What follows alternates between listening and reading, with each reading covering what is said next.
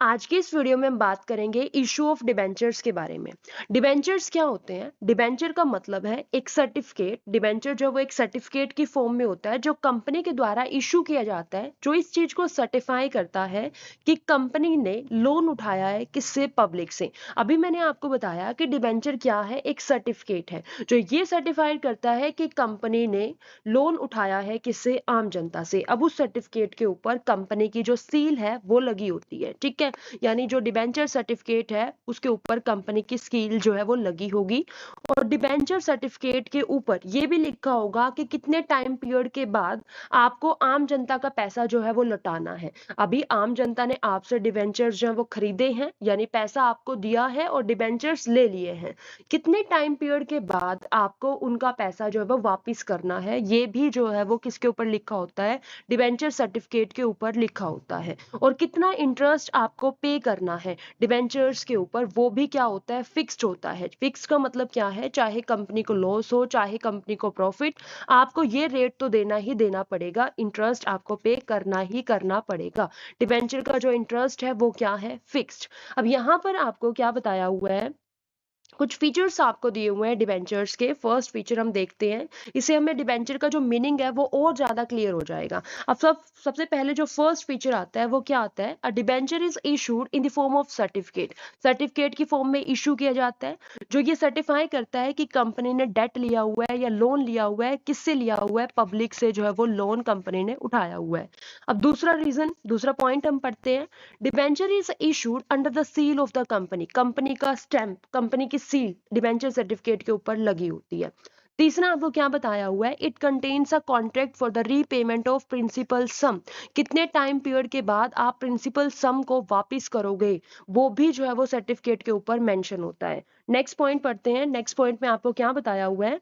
As per the company act 2013, no company is allowed to issue the debenture having a maturity date of more than 10 years from the date of issue. मतलब maximum time period कितना रहेगा? आप debenture maximum 10 सालों के लिए issue कर सकते हो। लेकिन अगर आप कोई इंफ्रास्ट्रक्चर प्रोजेक्ट के अंदर इन्वॉल्व हो, रोड हो गया, रेलवेज हो गया, आप इस टाइप के प्रोजेक्ट वगैरह बनाते हो, डैम ब्रिजेस वगैरह, तो आप मैक्सिमम 30 साल के डिबेंचर्स को आप इशू कर सकते हो। अगर आप कोई नॉर्मल कंपनी हो तो आप 10 साल तक डिबेंचर जो है वो इशू कर सकते हो। मतलब मैक्सिमम जो मैच्योरिटी पीरियड रहेगा वो कितना रहेगा? 10 साल रहेगा।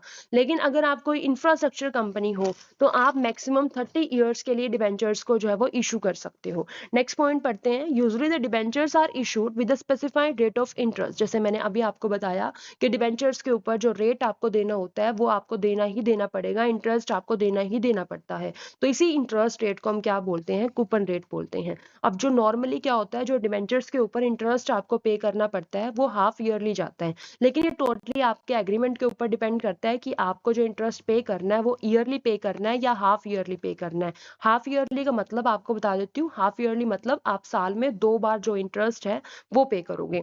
नेक्स्ट पॉइंट पढ़ते हैं। नेक्स्ट पॉइंट आपको क्या दे रखा है? अ debenture is generally secured by a charge on the asset of the company. जो डिबेंचर होता है वो क्या होता है? सिक्योर्ड होता है। वैसे तो डिबेंचर दो टाइप के होते हैं, सिक्योर्ड डिबेंचर्स भी होते हैं और अनसिक्योर्ड डिबेंचर्स भी होते हैं। लेकिन नॉर्मली जो डिबेंचर इशू किए जाते हैं वो कौन से डिबेंचर्स होते हैं? वो सिक्योर्ड डिबेंचर्स होते हैं।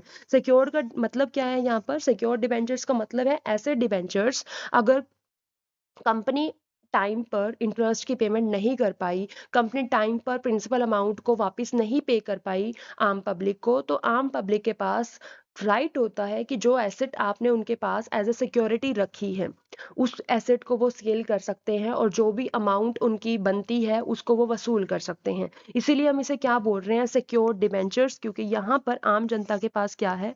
राइट है कि वो क्या कर सकते हैं? आपके एसेट को सेल कर सकते हैं।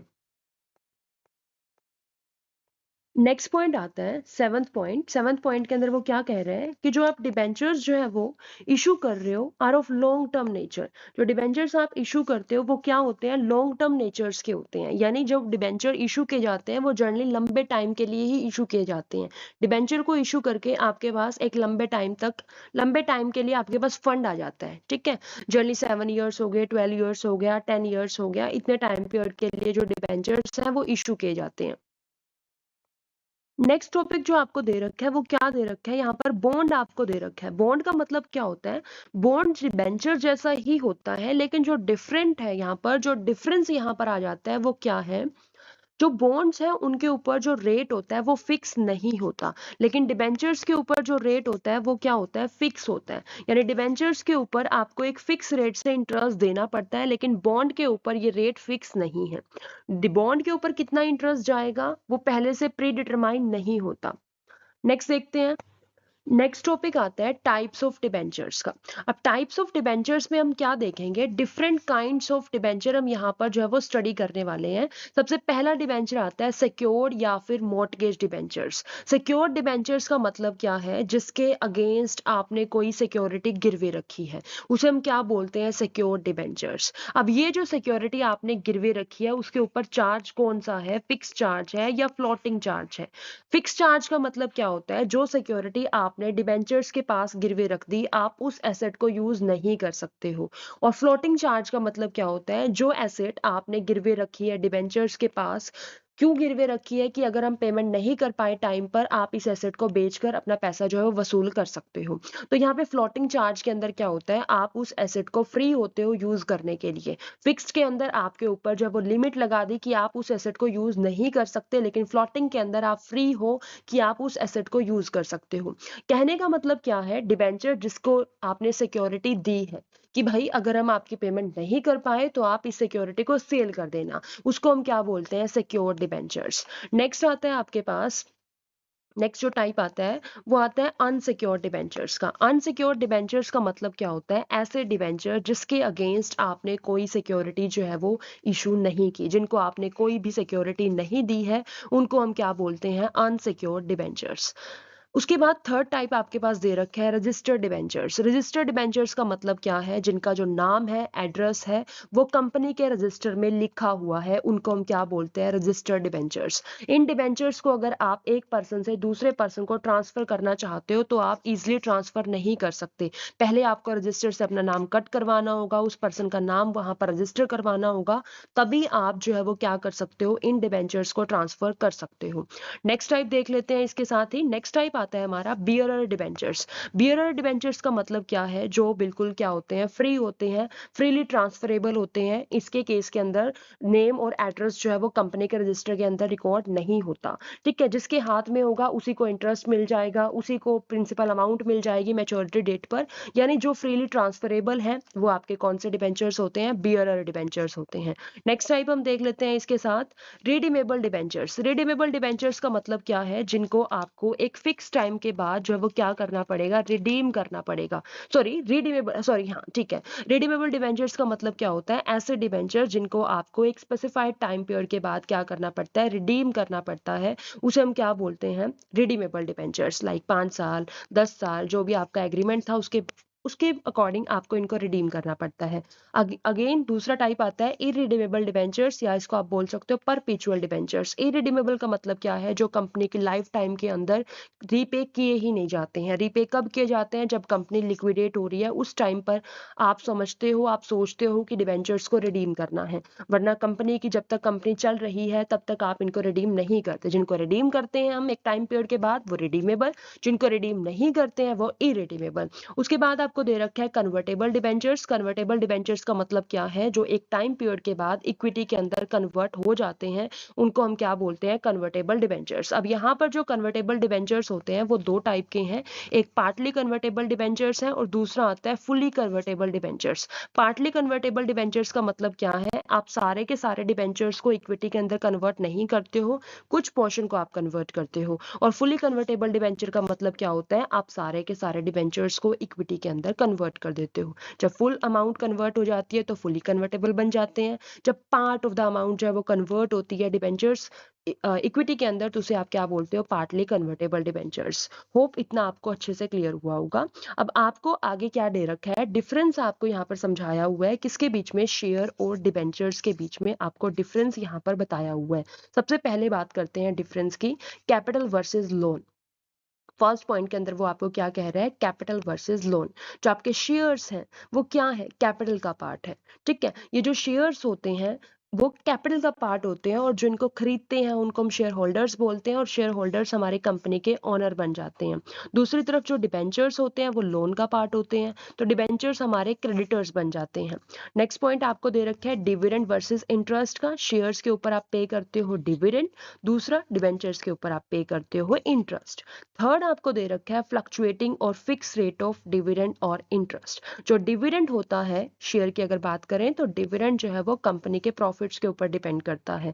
अगर आपके किसी साल प्रॉफिट ज्यादा हुए तो आप डिविडेंड ज्यादा दे दोगे, अगर किसी साल कंपनी को प्रॉफिट कम हुए तो डिविडेंड हम कम देंगे, यानी टोटली डिपेंड करता है कंपनी के प्रॉफिट्स के ऊपर। लेकिन दूसरी तरफ जो डिबेंचर्स हैं वो क्या है, उनका जो रेट है इंटरेस्ट का जो रेट है वो फिक्स्ड है, चाहे कंपनी को प्रॉफिट हो चाहे कंपनी को लॉस, कंपनी को डिबेंचर्स के ऊपर इंटरेस्ट देना ही देना पड़ेगा। नेक्स्ट पॉइंट पढ़ लेते हैं इसके साथ ही, वॉलंटरी और कंपल्सरी रिडम्पशन। अगर मैं वॉलंटरी और कंपल्सरी रिडम्पशन वाले पॉइंट की बात करूं, अगर शेयर की अगर हम बात करें तो शेयर के केस में कंपनी के पास ऑप्शन होता है कि कंपनी कब उनके पैसे को रिटर्न करेगी।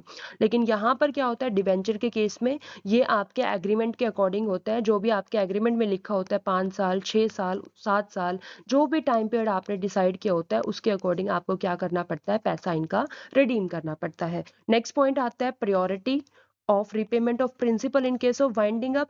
शेयर के केस में क्या होता है, इनको कोई प्रायोरिटी नहीं होती है, सबको पे करने के बाद लास्ट में अगर कुछ बचता है तो वो शेयर होल्डर्स को पे कर दिया जाता है। लेकिन डिबेंचर्स की अगर बात करें तो डिबेंचर्स को शेयर से पहले पे किया जाता है, यानी शेयर होल्डर से पहले डिबेंचर होल्डर्स की पेमेंट आप करते हो। नेक्स्ट पॉइंट आता है अनसिक्योर्ड और सिक्योर्ड का। तो शेयर आपके अनसिक्योर्ड ही होते हैं, इनके लिए आप कोई सिक्योरिटी जारी नहीं करते हो, लेकिन डिबेंचर्स नॉर्मली क्या होते हैं, सिक्योर्ड होते हैं, आप एसेट गिरवे रखते हो। लास्ट पॉइंट आपको दे रखा है restrictions on issue at discount. Shares को आप डिस्काउंट पर इशू नहीं कर सकते, सेक्शन 53 के अकॉर्डिंग जो है रेस्ट्रिक्शन लगी हुई है, लेकिन डिबेंचर्स को हम डिस्काउंट पर इशू कर सकते हैं। डिबेंचर्स को आप प्रार प्रीमियम डिस्काउंट तीनों पर इशू कर सकते हो, लेकिन शेयर्स को आप सिर्फ पार और प्रीमियम पर इशू कर सकते हो। नेक्स्ट पॉइंट आपको क्या दे रखा है, लास्ट पॉइंट है ये वोटिंग राइट का। तो शेयर होल्डर्स के पास वोटिंग राइट होता है, ये मैनेजमेंट के अंदर पार्टिसिपेट कर सकते हैं। लेकिन जो डिबेंचर होल्डर्स होते हैं वो क्रेडिटर्स होते हैं, कंपनी के क्रेडिटर्स होते हैं, तो इनके पास कोई राइट नहीं होता मैनेजमेंट के अंदर पार्टिसिपेट करने का, डिसीजन लेने का। होप आपको इतना क्लियर हुआ होगा। नेक्स्ट टॉपिक आता है हमारे पास role and status of debenture holder. ये भी एक बहुत ही इंपॉर्टेंट टॉपिक है, पिछली बार एग्जाम में आपसे पूछा भी हुआ था कि स्टेटस क्या होता है डिबेंचर होल्डर्स का। तो एक एक करके सारे पॉइंट्स हम देख लेते हैं स्टेटस के। फर्स्ट पॉइंट आता है इसके अंदर मैच्योरिटी। मैच्योरिटी के अंदर आपको क्या बताया हुआ है कि जो डिबेंचर होल्डर्स होते हैं उनका जो आपको पेमेंट करनी है वो एक स्पेसिफाइड डेट के बाद आपको इनकी पेमेंट करनी पड़ती है। अगर कंपनी एक स्पेसिफाइड डेट जो आपकी डिसाइडेड है लाइक 5 साल, 5 साल के बाद अगर कंपनी इनको रिडीम नहीं करती है तो डिबेंचर होल्डर कंपनी को फोर्स कर सकते हैं कि कंपनी को बंद कर दिया जाए। बात समझ आई, मतलब इनकी क्या होती है, एक फिक्स मैच्योरिटी होती है, इतने टाइम पीरियड के बाद आपको इनको रिडीम करना ही करना पड़ेगा। नेक्स्ट पॉइंट आता है क्लेम ऑन इनकम का। क्लेम ऑन इनकम की अगर बात करें तो शेयर से पहले इनको जो है वो इंटरेस्ट पे किया जाता है, इनको रिडीम भी जो है वो मतलब अगर कंपनी लिक्विडेट कर रही है या कम एक टाइम पीरियड के बाद इनको लिक्विडेट किया जाता है। इनका जो इंटरेस्ट होता है वो फिक्स्ड होता है, चाहे कंपनी को लॉस हो चाहे कंपनी को प्रॉफिट हो, इनका इंटरेस्ट तो जाएगा ही जाएगा।